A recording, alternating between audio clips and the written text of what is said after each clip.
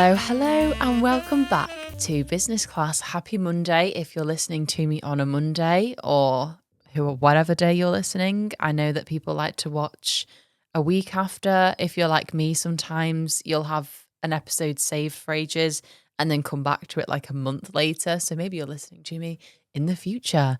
So welcome back to Business Class. And first of all, I want to say just an incredibly huge thank you to anyone who has been watching, who has been listening. The podcast has just grown exponentially. Is that a word? In how long have we been going? We've been going since May and it's now August and it's just grown massively. So a huge thank you to anyone who's listened, to anyone who's watched, supported. It's just incredible. And I absolutely love receiving everyone's messages saying that they're getting value from the podcast. I've loved having some guests on. I never actually set out to have guests on. I think I mentioned that in one of my first episodes, purely for the reason of I feel like there's so many business podcasts. Obviously, this isn't even a new concept. And I feel like they all have guests on, but sometimes it just feels more of like a checkbox. Like it's like, we need a guest on, who can we get on? And you don't always get like a massive amount of value from the guest. So I was like, I don't know if I want to have guests on. So now that I've made the decision to have guests on, I've just been so selective about who we've had on. And for me, it's not been about who's got the biggest following or, things like that are more like, not vanity metrics, but, superficial. Is that the right word? I don't know. I've just tried to pick people that I know or who I've seen or I've met that are doing just incredible things, like huge things, like they've built big businesses, they're on their journey to building something great. So if you've got anyone that you'd love to see on the podcast that you have been watching their journey and you think they're doing incredible things, please let me know. But I just want people on that maybe haven't had a platform to speak before, or maybe they want to share their journey and just to get real with us and share the whole process. I've absolutely loved picking the brains of everyone. So today we've got a solo episode, which I don't know what people prefer. Do you prefer guests? Do you prefer solo? Do you prefer both? I think it's really nice to have a mixture. So today I'm going to do a solo episode, and what I want to do is basically, I've put in my notes app all the things I have learned recently from spending time with millionaires, basically. I've been trying to really, is network the right word? I don't know. I'm not a massive networker, but recently I've been trying to just not go to more things, but just be more selective about where I'm going. I've been trying to connect with the right people, and just be very proactive. Like, say, for example, I think it's not a surprise that everyone knows one of my biggest goals is to be a TED speaker, do a TED talk. So I've been trying to go on LinkedIn, look at who I know that either works for TED or knows someone who works for TED or whatever, and just try and connect with the right people. And I've just been very proactively doing that the past couple of months. So what I have done is basically just wrote down incredible, mind-blowing things that I have learned from millionaires, multi-millionaires, 7, 8, 9, even 10-figure business owners. And just their mindset is insane. I'm in awe of these people and what they've built. So that is what I'm going to go over today, what I've learned recently. Takeoffs and departures. I would definitely say my takeoff this week is that I am so productive this week. I am on it like a car bonnet. I have basically just decided, as business owners, we have huge, massive to-do lists. They just sit there for ages. I am in my taking action era, and it is paying off. I have literally just made a list of everything I want to do, and I've literally just asked people, can I do it? If there's a podcast I want to be on, I just ask. If there's a brand I want to work with, I just ask, because if they've not come to me, what am I going to do? Just sit around and wait? I've been so proactive recently. And I'd say just in general this week and the past 2-3 weeks, touch wood, I felt really happy. I felt really really like proactive, really confident, good things are happening. And I really like to like like relish in that when it happens, because I'm one of those people where I'm like, something bad's gonna happen. This is going too good. So I really appreciate when things are going well, because I think as business owners, like, this is what happens. We have time periods where things are going amazing. We're so happy. A week later, it can all go tits up. So I'm just enjoying being in my happy bubble right now. My departure, I would say, don't know if it's like a complete departure or not, but I am a total believer of when you are in your working hard era, like I'm in at the minute, and being proactive and just trying to do all the things you want to do, I don't think your whole life can be in balance. I don't think you can have an amazing work life and have an amazing home life or friendship life.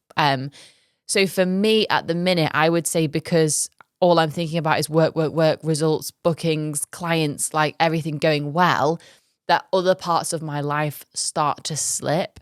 So in particular for me, I would say it's definitely things like self-care.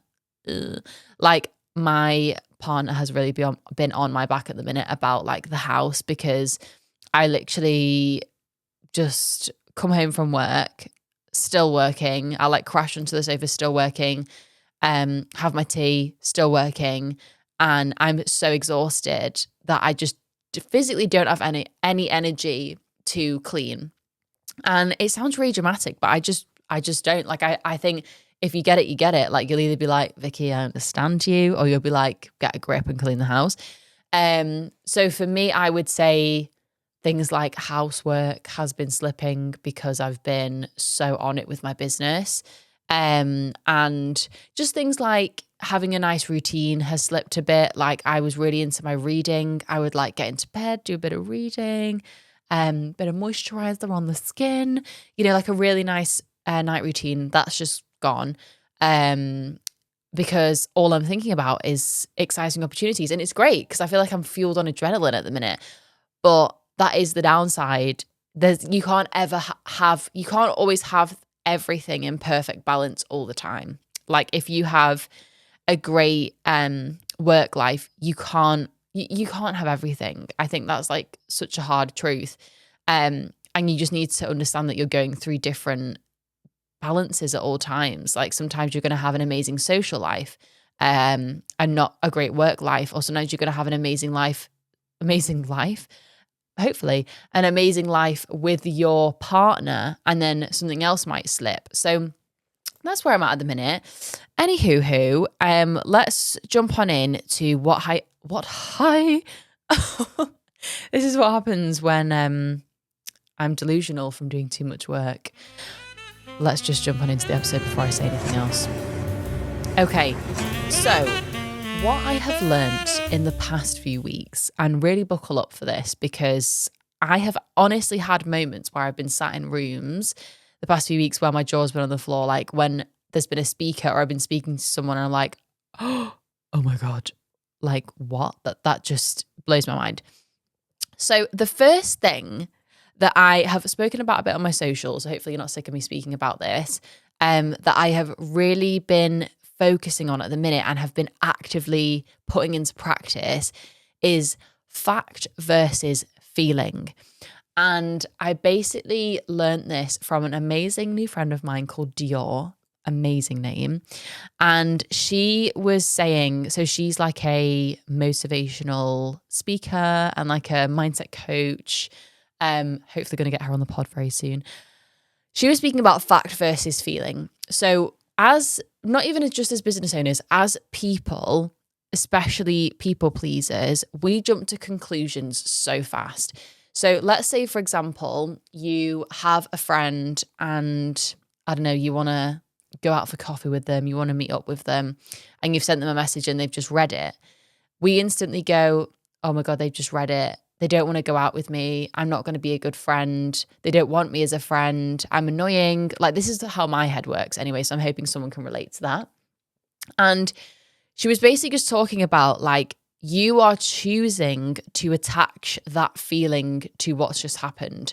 So what I've actually started doing, this is quite extreme, is having a fact versus feeling section on my notes. So let's say, for example, I am stressing because a client has just said they want to arrange a call with me, or they're disappointed with the work, or whatever it is.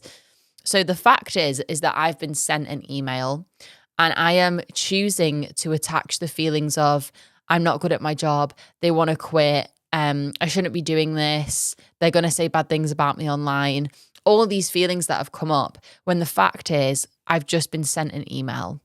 Like, that's all that's happened. And I've chosen to attach all these emotions to it. So it's actually a really helpful exercise, especially if you're like me and you fixate over the smallest, just silliest things. Like, it could even be, if you catch me on a bad day, it could even be that like one of my best friends hasn't liked my Instagram story. Like, sometimes I can be that girl if I am having a bad week. And it just isn't that deep, and we are attaching too many feelings to it. And I'm the worst for this. So making that little spreadsheet has been an absolute game changer for me. And just putting, like, really simply, what's the fact and what am I choosing to feel about it? And just detaching from the feelings, which is so foreign to me, and looking at the fact, what has actually happened. The next thing that I have found, every single one of these people has in common, okay, like every single person I have spoke to, I can't think of anyone, no, everyone that is wildly successful. And I'm talking like I said, 7, 8, 9, even 10 figure business owners don't give a shit about anyone else's opinion. Like, they all have that in common. And that is what makes them successful, because you don't see someone who is like wildly successful and they're constantly fixating on, oh my God, like, what happens if, like, I don't know, Steve who lives up the road sees my TikTok? That's so embarrassing. Or like, oh my God, someone left a hate comment on my TikTok. Or they just don't care because they don't have time to care. And it's literally not making them money or adding to their energy. So why should they care? And I definitely think this is not something that happens overnight. You're not just going to wake up one day and feel really confident, not care about anyone's opinions. It is a process. And I saw something online the other day. What was it? I feel like it was that Layla Homozy. Is that the girl's name? Saying something about confidence isn't, like I said, like built overnight. It is built from, God, what did she say? It's built from like proof and evidence. So that's the only way confidence can be built, is from evidence. The more you practice it, the more feedback you get, the more you can tell people think you're confident. That's how you'll become more confident. So it's not something to rush. It's not something to get there overnight, but it is something to practice. The next one I have written down is an amazing quote, which I am literally wish I could get this tattooed on my forehead. Successful people trust their vision and doubt their fear. Unsuccessful people trust their fear and doubt their vision. Which, like, how accurate is that? And not to say that I'm a successful person, because I mean I am in some ways, but I have always been like that. Like, I have always had these massive visions of things that I want. And I would say I'm a manifester a bit. I'm not one of those people that like writes things over and over again and like sleeps with it under my pillow. And I don't really even do vision boards, to be honest. I manifest in the fact that I have a vision and I can already see it happening. I don't know how it's going to happen, but I am so strong that it's going to happen that if I have any doubts that come up, it's just laughable. I'm just like, no, it's going to happen. And I feel like that is the mindset that you need to be in to succeed. Like, all those people, like when I speak to people, I speak to so many people all the time at events or out and about, and they might ask me for advice, God help them. Or it might be we're just chatting in general. And a common theme that I always notice is that people lead with fear. Like, people speak to me and they'll be like, oh, I love your podcast. I want to start a podcast, but I don't think anyone will listen. Or I want to start this business, but I'm scared to quit my job, or whatever it might be. And they lead with fear when we should be leading with vision. And that is just, I don't know whether that's something that you need to practice. That for me has always been ingrained in my brain. I have a vision. Anything that comes up, I'm just like, ping, like I just like flick it off because it's just so irrelevant to me. And I'm so fixated on the vision that the fear just goes out the window.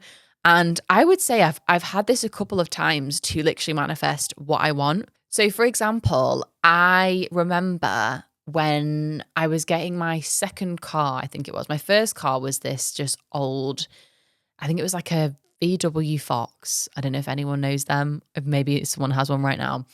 Mine was just like a really old one, really banged up on her last legs. Like it was not a great car. So sorry.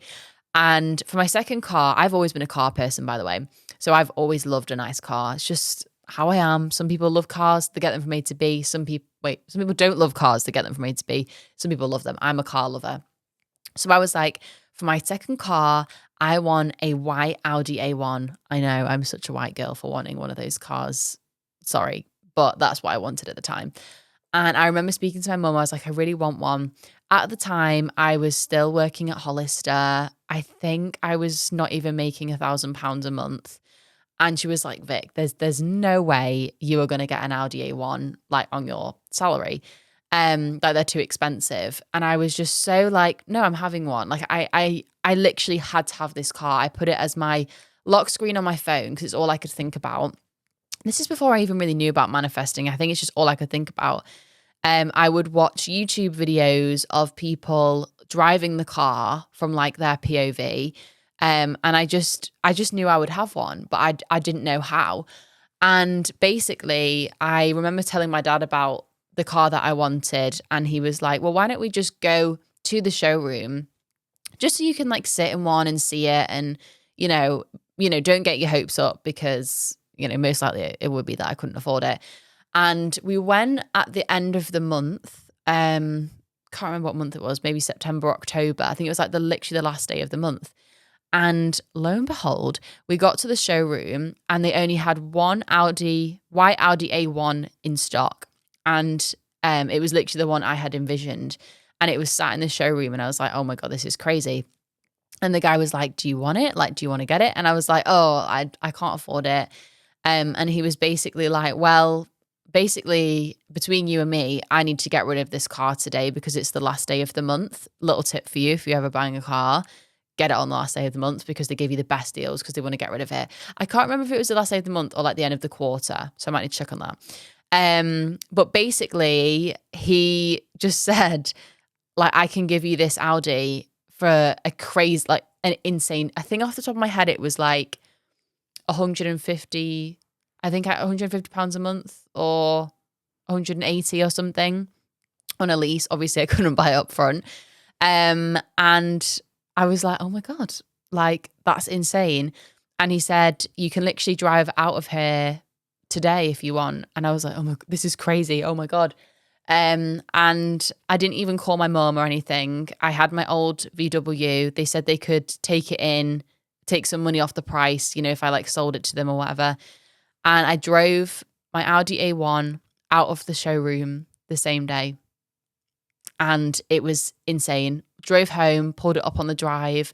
My mum was like, what is going, like, Vic, this is insane. She couldn't believe it. And yeah, I don't know if I'm just like, don't know much about cars, but I swear that was an extremely good deal at the time. Listen, I don't know anything about cars, but to me, it seemed unachievable and it happened. I've had so many things that I believe I've manifested because I want it that bad. It's all I can think about and some way it happens. And it's weird because it also happens in a bad way sometimes as well. Like say, for example, I might have the smallest inkling about someone. It might be a bad feeling. It might be I get a certain bad energy on one day and then that's all I can think about. I'm like, oh, I need to watch out for that person. And then something happens literally a week later and I'm like, that's so weird. I literally had that the other day. Sorry, I'm like getting into all my psychic powers and stuff. But manifestation is huge, and setting your vision on something. If you just know in your soul if you're meant to have something, and you've just got to, like I said, just flick away anything that's getting in the way of that. That was like such a tangent, but maybe I should do a whole story time manifestation, because I have manifested some insane things, like insane. And last thing I will say about my psychic powers is I have dreams that come true. Like I will dream about a person and the next day I'll see them, or I'll dream about something really random and the next day it will happen. Anyway, let's just not go into that. Moving on to the next point. So when you are running a business and you're going through a rough patch, which we all go through, you're feeling sad, you're feeling lost, however you're feeling, not good. You are not sad, you're just not you. Like you're not thriving in your environment right now. And that like really hit me and resonated with me. I don't know why, but I do feel like when I go through certain times when I am really struggling, I feel anxiety every day. I'm like, when you just go through that time where constant bad things are happening to you, you're not like, you are sad, obviously, but you're not you. Like you're not doing the things that fill your cup. So when I go through bad periods, I don't do things like yoga. I don't go and see my friends. I don't do things that make me happy because I'm so sad. I'm just like, what's the point? Like I just feel depressed. Like I don't want to do anything.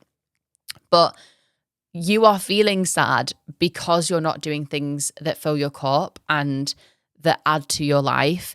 And for me, I think it's a really good exercise when you are going through times like this to think about a place that truly like is you, like is so you. You feel yourself there, you feel happy there. For me, this is so random, but a place where I feel most like the highest version of me, I love like a swanky hotel. Like I love going to a hotel where it smells expensive.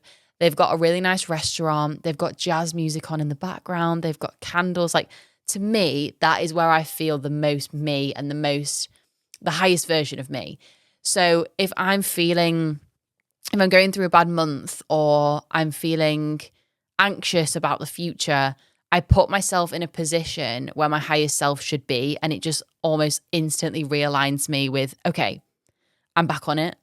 I am that bitch, Like that's what we need to get back onto.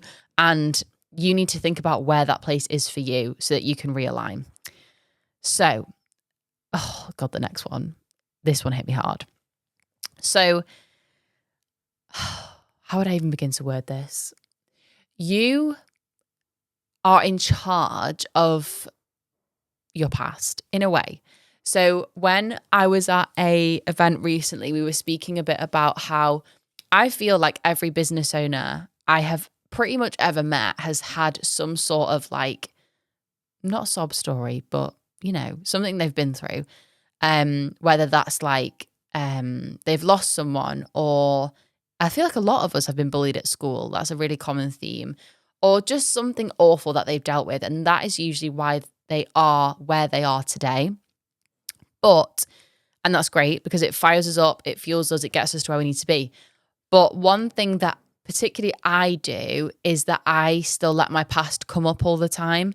So I will, when you just like go into a bit of a victim mentality where you're like, oh, everyone hates me. Nothing works out for me. No one likes me. I won't be able to do it because no one liked me at school. Or I feel like we all do it. Like we have these things that we say from the past and we just need to let it go. And I know it sounds like awful advice, to be quite honest, because I know firsthand when you have been through something so traumatic, you can't just let it go, but we almost need to just change our language around our past. So for me, it's like, if I am ever going to speak at an event, I always have it in my head that like, no one's going to like me. People are going to be bored by what I'm saying. No one's interested because of things I've been through at school, because no one liked me at school. That's how people made me feel. And one of my favorite quotes that I have literally had written in my notes for about 3 years is they don't serve champagne at pity parties. Like, I love that quote because it's so true. It's just like, we just need to shake off all of our old beliefs and like things that we've got going on from the past because they're not serving us today. And there are some people that are in business that have had awful things happen to them and they just don't speak about it anymore because they're not letting it define them. And if I'm like totally honest with you, when I first started on social media, I used my story to grow. So I spoke about being bullied, panic attacks, loads of stuff I've been through. And that's how I grew my platform. And so many people resonated with my story. But I still talk about it, but I don't want to over talk about it like I'm like, you know, it still defines me because it doesn't. And I've moved on from it. So yeah, that's a very controversial one, I think. And I'm hoping you take something away from that. Next one I've got is a little bit linked to, again, this is all like hard truths that have really hit me in the face. That's why I've noted them down. So when we want to do things like a habit, or say, for example, I'm like, right, I really need to sort my SEO out on my website and I just don't do it. Really simply is discipline links to desire. So if we want to be disciplined in something and do it constantly, we will only do it if we want to do it, basically. We're so simple as human beings. Like, we only do it if we get a reward or if we get something out of it. That is why we don't do things like why so many people fall off of not posting on social media every day, because they'll do it for a week. They've not gone viral. They've not got 10K followers. So they give up with it. Like, there's not enough desire to do it. And we only, like, there's so many things as business owners we need to do. We tell ourselves we need to do. But when I am making a decision, whether that's to do with business, a habit that I need to implement into my life, I just ask myself, is this thing going to add to my energy or make me more money? If not, no. And then I just don't do it. So the next thing is, again, that I actually felt I had in common with a lot of the people I've spoke to that have done very, very well. And that is making decisions fast. I have learned from observing people that have done really well is that they all make decisions fast and then almost deal with the consequences later, which again, probably not sounds like not the best advice, but I have always been like that. I have always, like, I even a few months ago, shout out to anyone if they remember this, I created this bag, like a tote bag on Printify, and posted it on Instagram. It went viral, got like thousands and thousands of likes. And everyone was like, where can I buy this bag? Where can I buy this bag? Literally the next morning, I had made a website, listed it online, just basically had them ready to buy. That's not normal. Like, I just decided to sell them and I didn't do it properly. Like, that is like the good and bad thing that comes out of it is that good, you do it, you take action. Like, a lot of people bought the bag. Bad thing is that I didn't set it up properly. So there are people in like Germany messaging me like, I can't buy the bag. It says you don't ship to Germany. And it's because I hadn't basically like filled in where I wanted it to ship to. I was like, oh, great. So making decisions fast. And I think it's actually a really positive. Am I okay? Honestly, my brain is wired from work. I think it's a positive because when you make decisions fast, it's almost like you've done it, you've done the hard bit, you've made the decision, you've done it, then you do the hard work. So for me, it might be fast decision. I want to start a podcast. I'm going to message the podcast people, get it booked in, and then I think later. So making decisions fast just needs to be done. You should not be someone that's constant, oh, should I do this? Should I do that? Like, those people don't get anything done.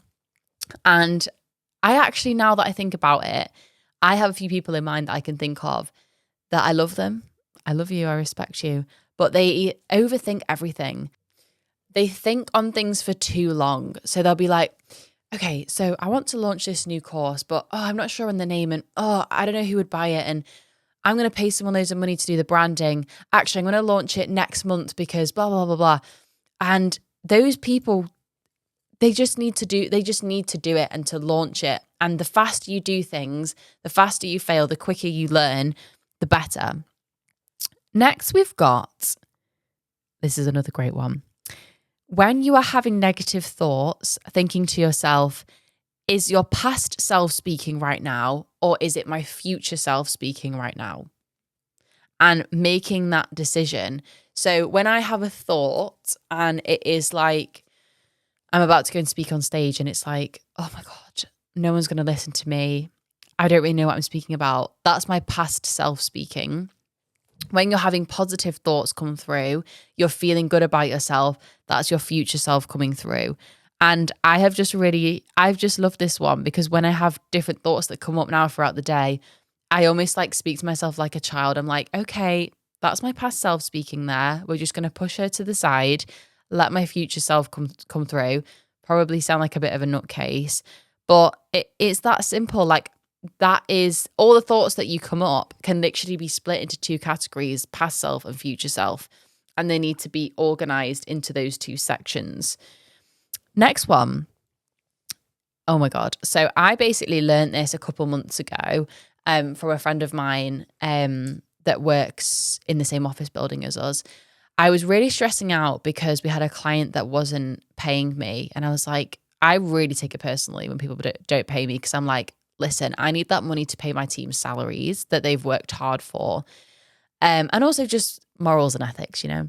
So I had someone that wasn't paying me. And the way that we work is we take payment up front and then we do the work. But the way that it can sometimes get into a bit of a blip is that it's then rolling. So someone will be in a contract with us for like 3 months or 6 months.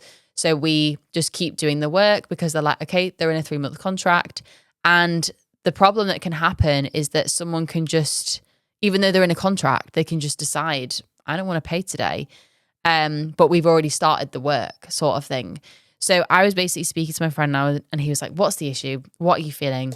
And I was just like, I'm just so irritated by people not paying. It's so rude. It's blah, blah, blah, blah, blah, blah, whatever. I was just like whinging about it.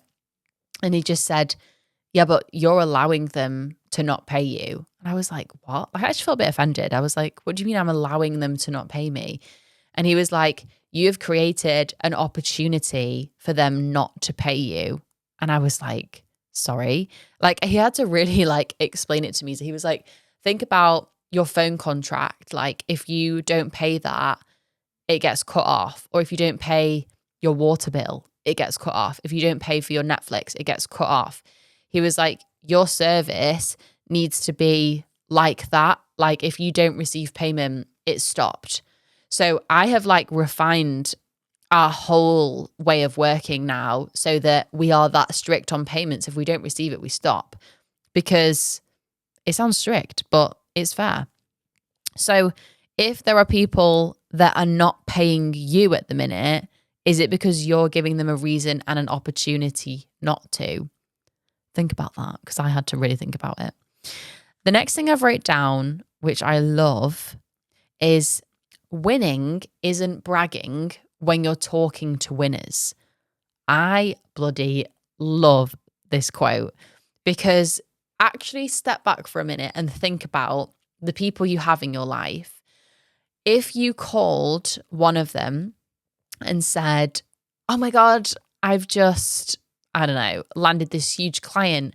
I've just made X amount of money this month. Who would you feel like would think you're bragging? And who do you feel like would be like, oh my God, that's amazing? Because I can very easily categorize the two.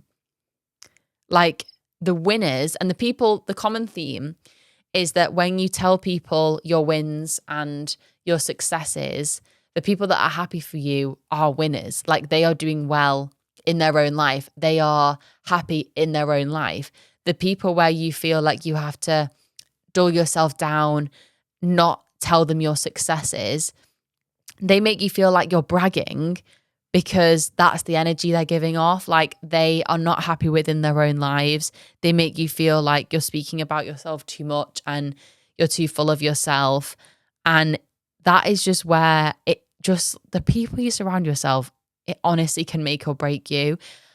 So there's this amazing quote I saw the other day on TikTok that said, you've got loads of people in your life that I'm sure you could call if you needed them. Like, if you needed help, if your car broke down, or your partner broke up with you. Like, you have so many people in your life that you could call to help. But I guarantee you have even fewer people in your life that you could call and tell good news to. I was like, oh my God, I felt so seen by that, because I'm so fortunate. I have so many people that I could call if I was having a down day. If I was, please no, because I just got engaged, but say if I had, if I broke up with my partner, or something bad was happening at work, so many people that I could text or call for help. But could I count maybe on one hand the people I could message, call to tell them about good news I had, and I would get a genuine response like, I'm so happy for you, and I would feel like they mean it as well. That's insane. So that was just basically a massive brain dump of everything I've learned the past few weeks that I've put in my notes. I feel so inspired by the people I'm surrounded by at the minute, and I just had to fill everyone in on what I've learned, because I just think it's incredible. And I do think it's so interesting that one thing that they all seem to have in common is they don't give two shits about people's opinions. They're so laser focused and aligned on their vision. Like, all of them know exactly where they want to go. And another thing that I have found so interesting, particularly from having guests on my podcast and just by meeting people in real life, is that everyone, so say if you look up to someone and they're like wildly successful and they're your biggest inspiration, when they are themselves, they're at the top. You just don't stop to smell the roses. Every single business owner that I've spoke to, I'll look at them with such awe and be like, I mean, how does that feel to have achieved something so big?